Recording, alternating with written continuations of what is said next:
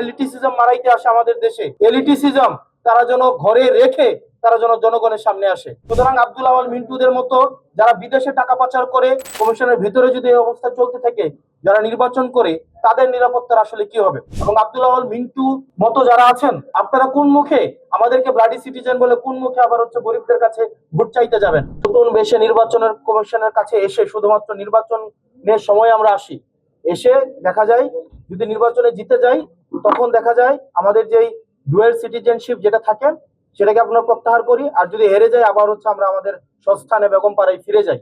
এই প্রবণতাটা কিন্তু আমাদের অনেকের মধ্যেই আছে। ঠিক এই দ্বৈত নাগরিকত্বের বিষয়ে এই কমিশনের সামনে যত লয়ার্স ছিলেন, আমাদের বিজ্ঞ আইনজীবীরা সবাই নিজেদের মধ্যে আলোচনা করছিলেন, কমিশনে সাবমিশন রাখছিলেন, সবাই একটা একাডেমিক সুন্দর ডিসকাশন করছিলেন।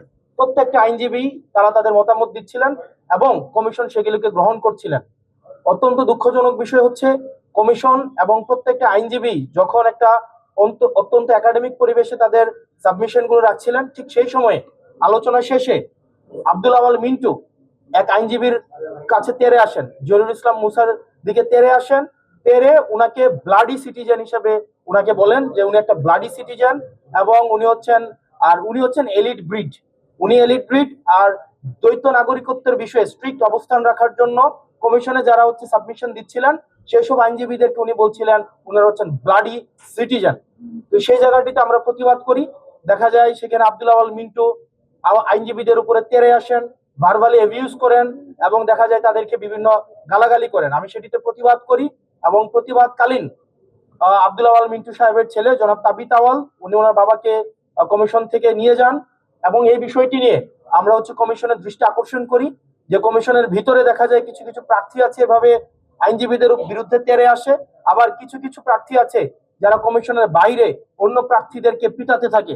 এখন কমিশনের সামনে যদি এই ধরনের অবস্থা চলতে থাকে, কমিশনের ভিতরে যদি এই অবস্থা চলতে থাকে, যারা নির্বাচন করে তাদের নিরাপত্তার আসলে কি হবে?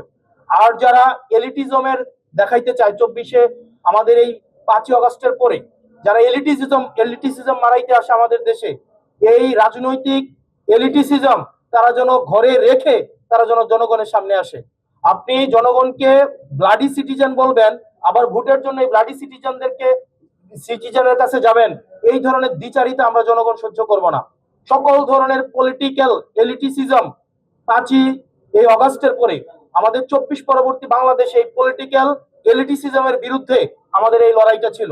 সুতরাং আব্দুল আওয়াল মিন্টুদের মতো যারা বিদেশে টাকা পাচার করে, যারা বিদেশে থাকে এবং যারা মেনটেন করে, অর্থাৎ আওয়ামী লীগের সাথে আত্মীয়তা করে বিভিন্ন বিজনেস করে, স্বরাষ্ট্র মন্ত্রণালয়ে নিজের এই পরিবারের বিভিন্ন বিজনেস টিকায় রাখে, শেখ রাহানার সাথে যারা বিজনেস করে, এই তাদের পলিটিক্যাল এলিটিসিজম যখন মারাইতে আসবে, আমাদের এই সিভিলিয়ানদেরকে যখন বলবে আমরা ব্লাডি সিটিজেন, সেটা প্রত্যেকটা নাগরিককে, প্রত্যেকটা যারা ভোটার রয়েছে তাদের প্রত্যেকের মানহানি করে।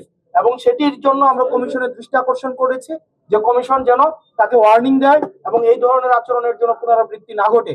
এবং আব্দুল আওয়াল মিন্টু মতো যারা আছেন, আপনাদের মতো যারা আছেন, যারা এলিট ব্রিড, আপনারা কোন মুখে আমাদেরকে ব্লাডি সিটিজেন বলে কোন মুখে আবার গরিবদের কাছে ভোট চাইতে যাবেন?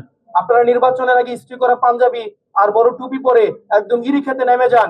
এই মানুষ এই হিপোক্রেসি এখন এগুলা বুঝে।